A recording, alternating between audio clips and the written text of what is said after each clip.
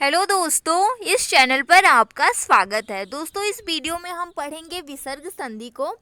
स्वर संधि और व्यंजन संधि कंप्लीट हो चुका है। लिंक आपको डिस्क्रिप्शन बॉक्स में मिल जाएगा, वहां से चेकआउट कर लीजिएगा।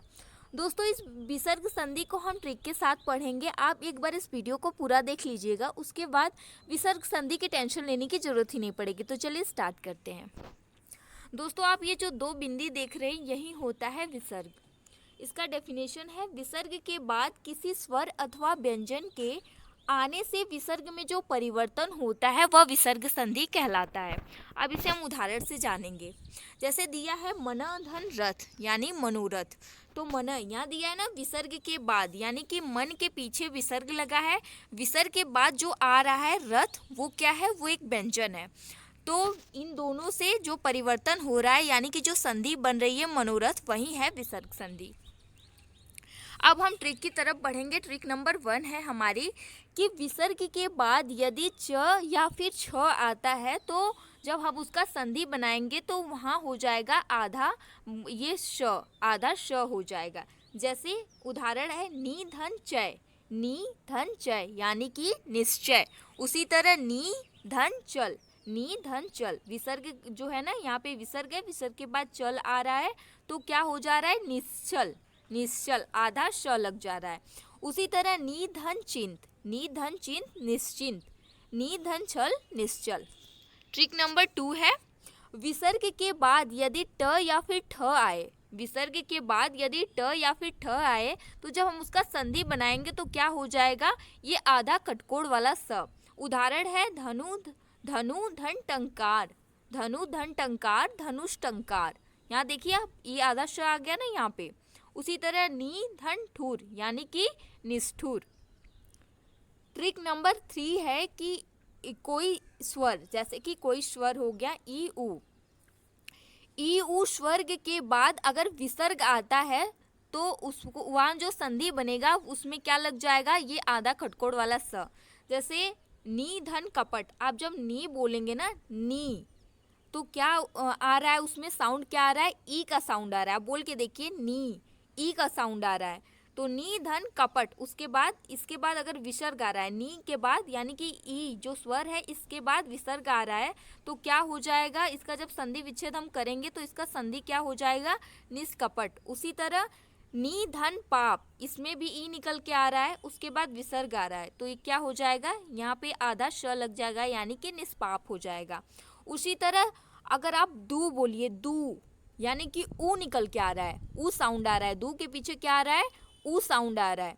इसके बाद क्या है? विसर्ग है, तो यहाँ पे क्या हो गया? दुष्कर्म हो गया। ट्रिक नंबर 4 है, विसर्ग के बाद यदि त थ आता है तो जो संधि बनेगी उसमें आधा श लग जाएगा। जैसे नी धन तेज, यानी कि निस्तेज। देखिए ना, बीच में स लग गया। उसी तरह नी धन तार, यानी निस्तार। नम धन ते नमस्ते। ट्रिक नंबर 5 है, विसर्ग के पहले यदि अ आ से भिन्न, मतलब अ आ को छोड़कर कोई भिन्न स्वर आ जाए, फिर उसके बाद कोई स्वर आए, या फिर अंतस्थ व्यंजन, अंतस्थ व्यंजन क्या होता है? य व र ल, या ह, किसी वर्ग का तीसरा और चौथा वर्ण आ जाए, तो उससे जो संधि बनेगी उसमें क्या होगा? आधा र लग जाएगा। एग्जाम्पल है दुराधन उपयोग, दुराधन उपयोग यानी कि दुरुपयोग। आप देख रहे हैं ना, यहाँ पे अ नहीं आया है। जैसे दू बोलेंगे तो क्या आ रहा है? अ आ से भिन्न उ आ रहा है। देखिए यहाँ पे मैं इसको समझाती हूँ। जैसे देखिए यहाँ पे जो हम बोल रहे हैं ना दू, तो क्या निकल के आ रहा है? ऊ आ रहा है, यानी कि अ आ से भिन्न व्यंजन आ रहा है। और उसके बाद क्या आ रहा है? उसके बाद स्वर आ रहा है, तो इसमें क्या हो गया? ये र लग गया, आधा र लग गया, यानी कि दुरुपयोग हो गया। उसी तरह निधन आहार, निधन आहार, जब हम इसको बोल रहे हैं ना तो इसमें ई निकल के आ रहा है, ई साउंड आ रहा है। निधन आहार, यानी यहाँ पर जो है आहार, ये क्या है? ये भी एक स्वर है, तो क्या हो गया? निराहार, यहाँ पे र लग गया, निराहार। उसी तरह पुनः धन जन्म, पुनः, पुनः, पुनः धन जन्म, पुनर्जन्म। पुनः धन जन्म पुनर्जन्म। और यहाँ पे आप देखिए, एक बात गौर करिएगा, यहाँ पे लिखा है ना, ये जो ज आया है ये सेकेंड वर्ग, मतलब कि च वर्ग में च छ ज, च छ ज, यानी कि ये तीसरा, आप यहाँ पे देखिए लिखा है ना तीसरा वर्ड, मतलब कि ये च वर्ग का तीसरा वर्ड आया है यहाँ पे पुनः, इसके बाद यहाँ पे, और उसके बाद क्या आया है, जन्म, यानी कि पुनर्जन्म। उसी तरह नी प्लस धन, तो पहले नी प्लस धन यानी कि निर्धन।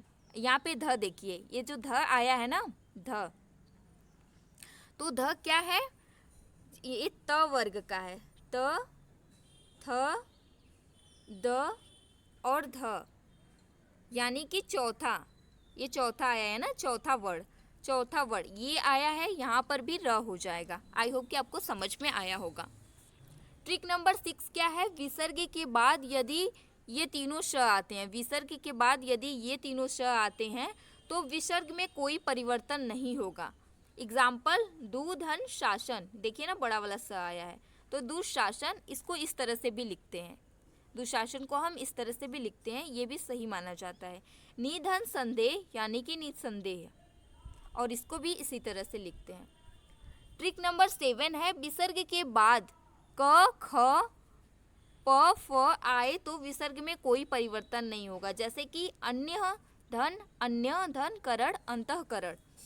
उसी तरह रज धन कण यानी कि रजह कण।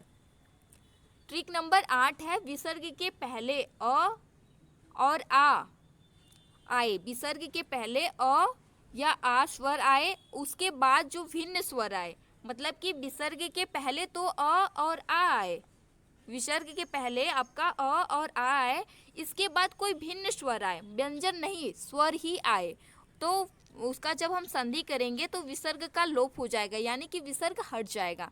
जैसे अंतः, देखिए यहाँ पे अंतः के पहले क्या है, अव्यंजन है, सॉरी अस्वर है, उसके बाद एव ये भी एक स्वर है, ये क्या है, स्वर है, उसके बाद जो संधि बनी है वो क्या है, अतएव, यानी कि बस क्या हो गया, जो विसर्ग है इसका लोप हो गया, यहाँ से हट गया और सब समान रहेगा।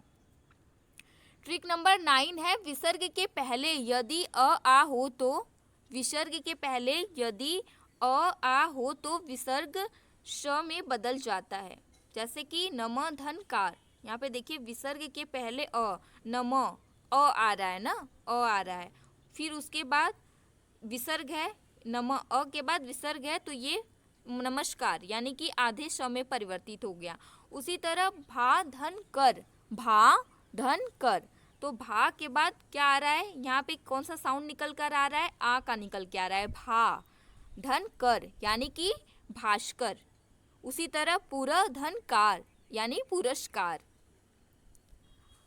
आखिरी ट्रिक ये दोस्तों, ये जो ट्रिक है ये लास्ट ट्रिक है, यदि विसर्ग के आगे र व्यंजन हो तो विसर्ग का लोप हो जाता है और उसके पहले का ह्रस्व स्वर दीर्घ स्वर में बदल जाता है, जैसे कि निरधन रोग, आप यहाँ देख रहे हैं ना, र निकल के आए, यहाँ से र जो आ गया है, यहाँ पे यहाँ से र यहाँ पर आ गया है, ये देखिए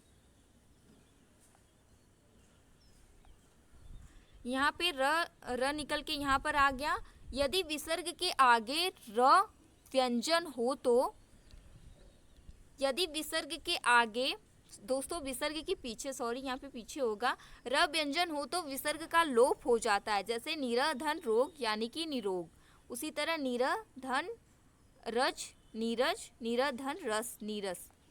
दोस्तों ये थी 10 ट्रिक विसर्ग संधि की। आई होप कि आपको ट्रिक पसंद आई होगी। दोस्तों पसंद आई हो तो इसे लाइक शेयर करिएगा, और चैनल पर पहली बार आए तो इसे सब्सक्राइब करके बेल आइकन को प्रेस कर लीजिएगा। Thank you.